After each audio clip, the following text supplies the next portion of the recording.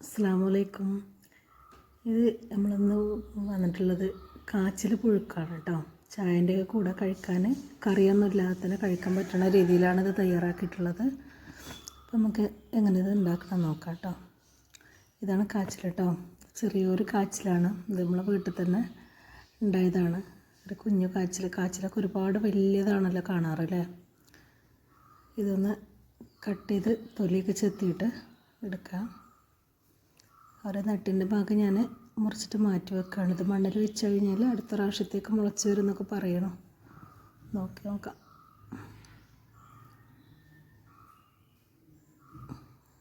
നമ്മളെ വീട്ടിലത്തെ ആവശ്യത്തിന് ഇവർക്ക് പുഴുങ്ങാനുള്ളൊരു വലിപ്പത്തിനുള്ളൊരു കാച്ചിലാണ് നമുക്ക് കിട്ടിയിട്ടുള്ളത് കേട്ടോ. ഇതെല്ലാം തൊലിയൊക്കെ ചെത്തി കഴുകി കൊത്തി അരിഞ്ഞിട്ടുണ്ട് കേട്ടോ. ഇങ്ങനെ കൊത്തി നുറുക്കാണ് വേണ്ടത്. ഇങ്ങനത്തെ നാടൻ വിഭവങ്ങളൊക്കെ ഉണ്ടാക്കുമ്പോൾ നമുക്ക് മൺചട്ടിയിൽ തന്നെ ഉണ്ടാക്കണമല്ലോ അല്ലേ.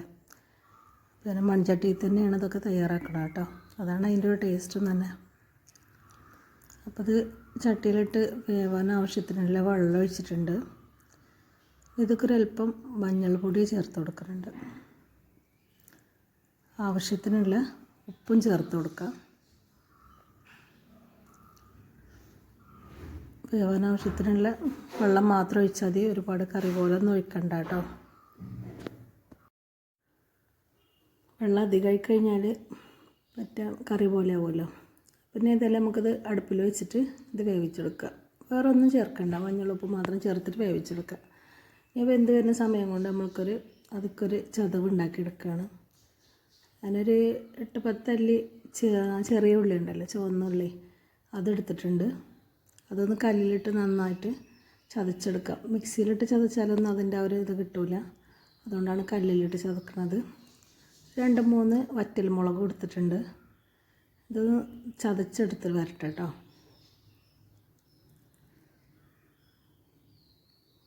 ഈ ഒരു രീതിയിൽ ചതച്ചെടുക്കാം. നല്ലോണം അരയും വേണ്ട. നമ്മളെ കാച്ചിലൊക്കെ പുഴുക്ക നന്നായിട്ട് വെന്ത് വന്നിട്ടുണ്ട്. നന്നായിട്ട് വെന്ത് ഉടയണ്ട, എന്നാൽ വേവും വേണം. നന്നായിട്ട് വെന്തിട്ടുണ്ട്.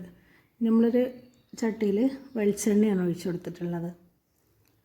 ഇതിലേക്ക് നമ്മൾ കല്ലിൽ ചതച്ച് വെച്ച ഉള്ളിയും വറ്റൽമുളകും ഉണ്ടല്ലോ, അത് ചേർത്ത് കൊടുക്കുകയാണ്. എണ്ണയിൽ ചൂടായതിനു ശേഷം നമ്മളത് ഇട്ട് കൊടുക്കുക കേട്ടോ. ഇത് നല്ലോണം ഗോൾഡൻ ബ്രൗൺ ആവണ വരെ ഒന്നും മൂപ്പിക്കണ്ട. ഏകദേശം ഒന്ന് വഴന്ന് വരുന്ന ഏകദേശം വാടി വരുമല്ലോ, ആ ഒരു സമയത്തേക്ക്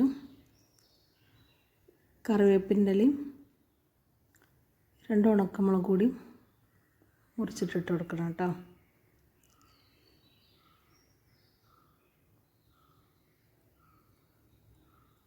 ഒരു പാകത്തെ എരിവ് മാത്രമേ ഉണ്ടാവുള്ളൂ. ഒരു ഭയങ്കരമായിട്ടുള്ളൊരു എരിവൊന്നും ഉണ്ടാവില്ല.